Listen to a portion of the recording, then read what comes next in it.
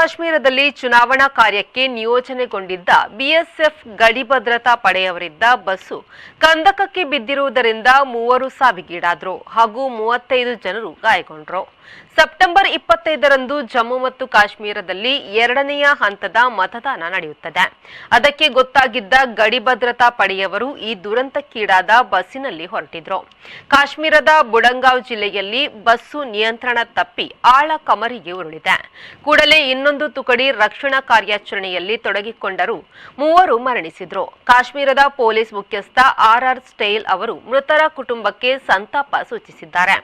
ಗಾಯಾಳುಗಳ ಚಿಕಿತ್ಸೆಗೆ ಎಲ್ಲಾ ಬಗೆಯ ಕ್ರಮ ಕೈಗೊಂಡಿರುವುದಾಗಿಯೂ ಅವರು ತಿಳಿಸಿದ್ದಾರೆ. ನಮ್ಮಲ್ಲಿ ಸಂಪೂರ್ಣ ತಪಾಸಣೆಯ ಬಳಿಕವೇ ತುಪ್ಪ ಕಳುಹಿಸಲಾಗುತ್ತದೆ. ಅದಕ್ಕೆ ಪ್ರಯೋಗಾಲಯದ ಪ್ರತಿಯೂ ಇದೆ ಎಂದು ಡಿಮ್ಡಿಗಲ್ ಎಆರ್ ಡೈರಿ ಉತ್ಪಾದನಾ ಸಂಸ್ಥೆಯ ನಿರ್ವಾಹಕ ಮಾಲಕರು ಹೇಳಿದ್ದಾರೆ.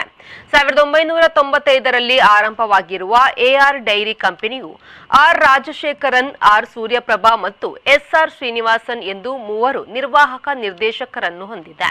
ನಮ್ಮ ಹಸುವಿನ ತುಪ್ಪ ಸರಿಯಾದ ಪರೀಕ್ಷೆಗಳ ನಡುವೆ ತಯಾರಾಗುತ್ತದೆ. ಈ ಜೂನ್ ಜುಲೈ ತಿಂಗಳುಗಳಲ್ಲಿ ಟಿಟಿಡಿ ನಮ್ಮಿಂದ ಹಾಲು ಮಾತ್ರ ತರಿಸಿಕೊಂಡಿದೆ ಎಂದು ಕೂಡ ಅವರು ತಿಳಿಸಿದ್ದಾರೆ. ಇದರ ನಡುವೆ ತಿರುಮಲ ತಿರುಪತಿ ದೇವಸ್ಥಾನ ಮಂಡಳಿಯವರು ಸಹ ಲಾಡುಗಳನ್ನು ಅಂತ ಪ್ರಾಣಿ ಕೊಬ್ಬುಗಳೆಲ್ಲ ಕಂಡುಬರಲು ಸಾಧ್ಯತೆಯೇ ಇಲ್ಲ ಎಂದಿದ್ದಾರೆ.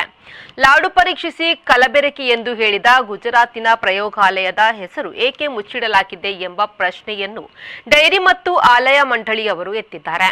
ಹಾಗೂ ಈ ಬಗೆಗೆ ಮಾಹಿತಿಯನ್ನು ಆಂಧ್ರ ಮುಖ್ಯಮಂತ್ರಿ ಚಂದ್ರಬಾಬು ನಾಯ್ಡುರಿಗೆ ಅವರು ಕಳುಹಿಸಿದ್ದಾರೆ. ಅತ್ಯಾಚಾರ ಪ್ರಕರಣದಲ್ಲಿ ಬಂಧನಕ್ಕೆ ಒಳಗಾಗಿರುವ ಬಿಜೆಪಿ ಶಾಸಕ ಮುನಿರತ್ನರಿಗೆ 14 ದಿನಗಳ ನ್ಯಾಯಾಂಗ ಬಂಧನ ವಿಧಿಸಿ ಜನಪ್ರತಿನಿಧಿಗಳ ವಿಶೇಷ ನ್ಯಾಯಾಲಯ ಶನಿವಾರ ಆದೇಶ ನೀಡಿದೆ. ಗುತ್ತಿಗೆದಾರನಿಗೆ ಬೆದರಿಕೆ ಹಾಕಿದ ಮತ್ತು ಜಾತಿ ನಿಂದನೆ ಪ್ರಕರಣದಲ್ಲಿ ನ್ಯಾಯಾಂಗ ಬಂಧನಕ್ಕೆ ಒಳಗಾಗಿ ಜೈಲು ಪಾಲಾಗಿದ್ದ ಅವರು ಗುರುವಾರವಷ್ಟೇ ಜಾಮೀನಿನ ಮೇಲೆ ಬಿಡುಗಡೆಯಾಗಿದ್ರು. ಇದರ ಬೆನ್ನಲ್ಲೇ ಅತ್ಯಾಚಾರ ಪ್ರಕರಣ ಅವರನ್ನು ಸುತ್ತಿಕೊಂಡಿತ್ತು. ಮುನಿರತ್ನರನ್ನು ಪೊಲೀಸರು ಶನಿವಾರ ಕೋರ್ಟ್ಗೆ ಹಾಜರುಪಡಿಸಿದ್ದು ಅಕ್ಟೋಬರ್ 5ರವರೆಗೆ ನ್ಯಾಯಾಂಗ ಬಂಧನ ವಿಧಿಸಿ ಕೋರ್ಟ್ ಆದೇಶವನ್ನು ನೀಡಿದೆ. ತಿರುಪತಿ ದೇವಸ್ಥಾನದ ಲಡ್ಡು ಪ್ರಸಾದದ ಪಾವಿತ್ರ್ಯತೆಯನ್ನು ಪುನರ್ ಸ್ಥಾಪಿಸಲಾಗಿದ್ದು ಪ್ರಸಾದ ಇದೀಗ ಕಳಂಕರಹಿತ ಎಂದು ತಿರುಮಲ ತಿರುಪತಿ ದೇವಸ್ಥಾನದ ಸಮಿತಿ ಹೇಳಿದೆ. ಈ ಕುರಿತು ಟಿಟಿಡಿ ಎಕ್ಸ್ ತಾಣದಲ್ಲಿ ಪೋಸ್ಟ್ ಮಾಡಿದೆ. ಲಡ್ಡುವಿನ ದೈವತ್ವ ಹಾಗೂ ಪಾವಿತ್ರ್ಯತೆ ಇದೀಗ ಕಳಂಕರಹಿತವಾಗಿದೆ. ಭಕ್ತರಿಗೆ ಸಾಕಾಗುವಷ್ಟು ಹಾಗೂ ಪಾವಿತ್ರ್ಯತೆ ಇರುವ ಪ್ರಸಾದವನ್ನು ಒದಗಿಸುವಲ್ಲಿ ಟಿಟಿಡಿ ಬದ್ಧವಾಗಿದೆ ಎಂದು ಹೇಳಿದೆ.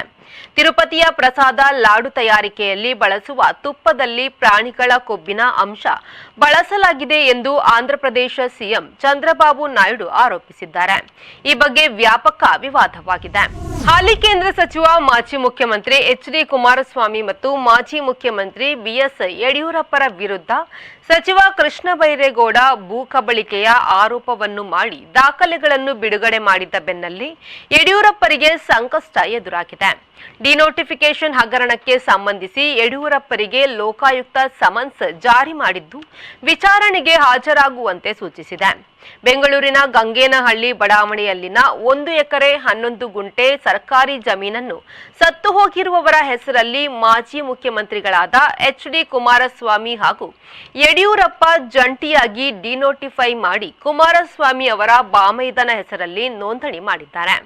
ಈ ಮೂಲಕ ಸಾರ್ವಜನಿಕರ ಸ್ವತ್ತನ್ನು ವ್ಯವಸ್ಥಿತವಾಗಿ ಲೂಟಿ ಮಾಡಿದ್ದಾರೆ ಎಂದು ಕಂದಾಯ ಸಚಿವರಾದ ಕೃಷ್ಣ ಬೈರೇಗೌಡ ಮತ್ತು ದಿನೇಶ್ ಗುಂಡೂರಾವ್ ಗುರುವಾರ ಜಂಟಿ ಸುದ್ದಿಗೋಷ್ಠಿಯಲ್ಲಿ ದಾಖಲೆಗಳ ಸಮೇತ ಆರೋಪಿಸಿದ್ರು.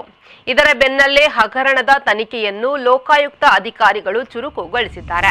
ಮಂಗಳೂರಿನ ಶೌರ್ಯ ಹಾಗೂ self defence school of Indian karate ಸಂಸ್ಥೆ ಆಯೋಜಿಸಿದ್ದ ಅಂತಾರಾಷ್ಟ್ರೀಯ ಕರಾಟೆ ಚಾಂಪಿಯನ್ಶಿಪ್ನಲ್ಲಿ ಮೂಡುಬಿದಿರೆಯ ರೋಟರಿ ಆಂಗ್ಲ ಮಾಧ್ಯಮ ಶಾಲೆಯ ವಿದ್ಯಾರ್ಥಿನಿ ಫಾತಿಮಾ ಶೈಫಾ ಅವರು ಕುಮ್ಮಿಟೆ ವಿಭಾಗದಲ್ಲಿ ಬೆಳ್ಳಿ ಪದಕ ಹಾಗೂ ಕಟ ವಿಭಾಗದಲ್ಲಿ ಕಂಚಿನ ಪದಕ ಪಡೆದಿದ್ದಾರೆ. ಶೈಫಾ ಅವರು ಮೂಡುಬಿದಿರೆಯ ರೆನ್ಶಿ ಮೊಹಮ್ಮದ್ ನದೀಂ ಅವರಿಂದ ತರಬೇತಿಯನ್ನು ಪಡೆಯುತ್ತಿದ್ದಾರೆ.